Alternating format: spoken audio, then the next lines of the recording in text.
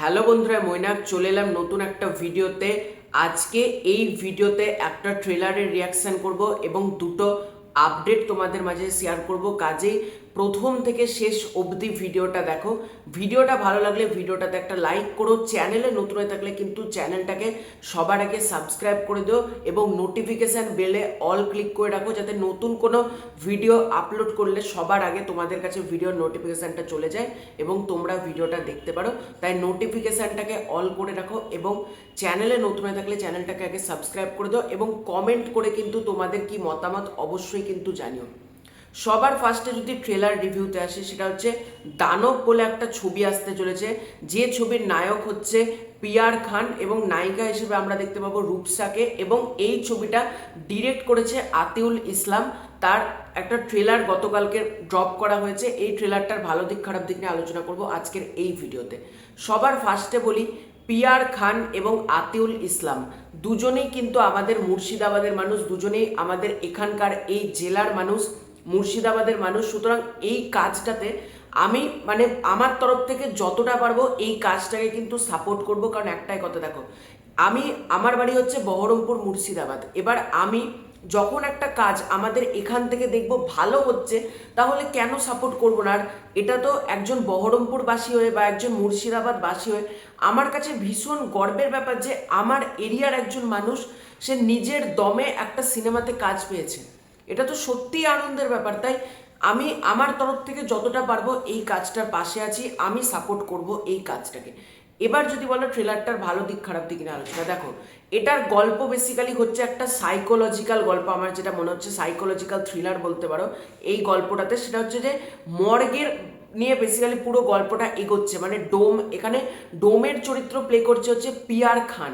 এবার পিয়ার খানের এর সাথে হয়তো রূপসার ক্যারেক্টারটার কোনোভাবে ভালোবাসা হচ্ছে এবং তাদের মধ্যে এমন কিছু একটা ঘটছে, হয়তো রূপসার ক্যারেক্টারটা হয়তো মারা যেতে পারে। এটা আমার পার্সোনাল ওপিনিয়ন, ছবিতে এরকম নাও হতে হয়তো মারা গিয়েছে এবং সেই থেকে পিয়ার খান দেখবে একটা ভূতের মুখোশ টাইপের পরে একের পর এক মানুষকে সে মারছে, সে একের পর এককে মেরে ফেলছে। এটার কারণ কি? এবং পিয়ার খানের সাথে রূপসার যেটা বিয়ে, সেটা কিন্তু তার বাবা অর্থাৎ খরাজ মুখার্জি সে কিন্তু মেনে নিচ্ছে না। সে বলছে যে মর্গে কেন, মর্গের ডোমের সাথে কেন আমার মেয়ের বিয়েটা দেবো, এটা সে বলছে। এবং এটার মধ্যে যে পিয়ার খানের পারফরমেন্স, দেখো, পিয়ার খান প্রথমবার তার চলচ্চিত্রে ডেবিউ হতে চলেছে, কিন্তু তার অভিনয় প্রচণ্ড ন্যাচারাল অ্যাক্টিং। আমার যেটা ভালো লাগলো, দেখো, লাউড অ্যাক্টিং অনেক হয় যে জোর জবরদস্তি অ্যাক্টিং করছে, কিন্তু পিয়ার খানের তোমরা এখানে পারফরমেন্স দেখো, সে যেভাবে কাঁদছে, জেলের মধ্যে তাকে ধরে নেওয়া হয়েছে, তার অভিনয়ের মধ্যে একটা স্বচ্ছতা, একটা সুন্দর কিন্তু ব্যাপার রয়েছে। এবং এই ছবির ডিরেক্টর আতিউল ইসলাম না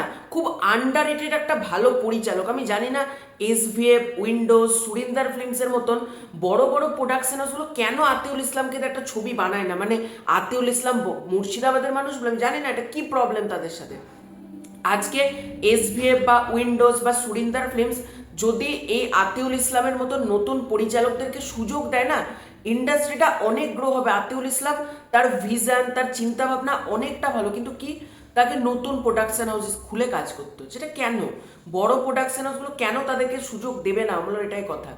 আর আতিউল ইসলাম যেভাবে প্রেজেন্ট করেছে, এবং এই ছবিটা দেখো একটা নতুন প্রোডাকশন হাউস থেকে আসছে, কিন্তু তোমরা যদি মেকিং দেখো, মেকিং দেখে কিন্তু মনে হবে এটা একটা বড় কোনো হাউসেরই কাজ দেখছি।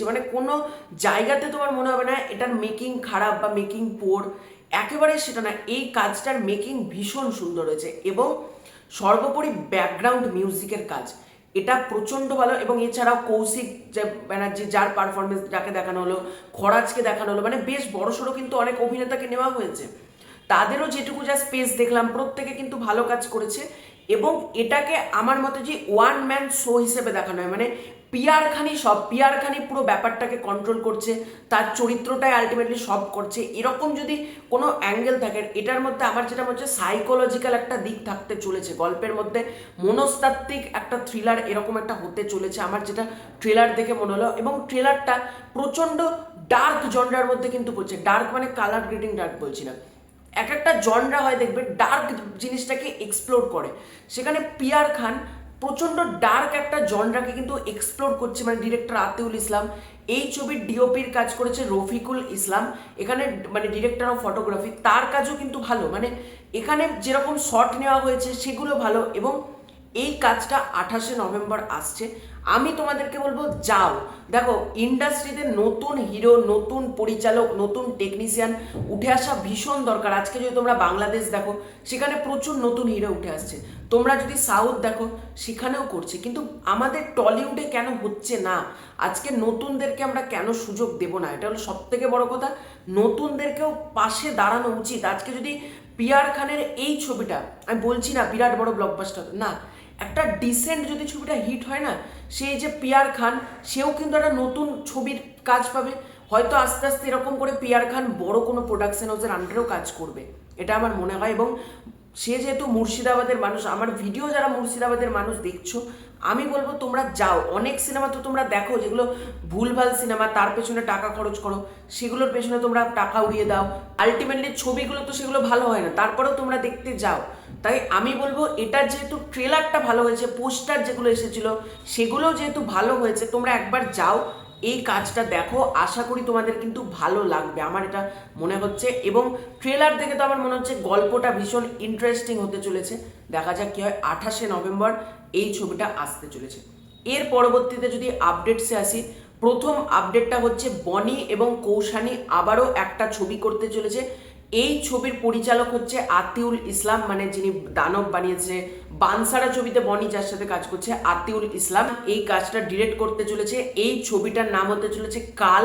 এই ছবিটার নাম হতে চলেছে কাল। এবং এই ছবিতে তোমার অভিনয় করবে বনি কৌশানী ছাড়াও রজতব দত্ত, দেবাশিস মণ্ডলের মতন অভিনেতা। এবং এই ছবিটার ক্ষেত্রে যেটা বড় আপডেট, এই ছবিটার শুটিং কিন্তু 11 নভেম্বর থেকে শুরু হয়ে যাবে। এবং বনি কৌশানীকে এখানে অ্যাজ লাইক তোমরা জুটি হিসেবে কিন্তু দেখতে পাবে না।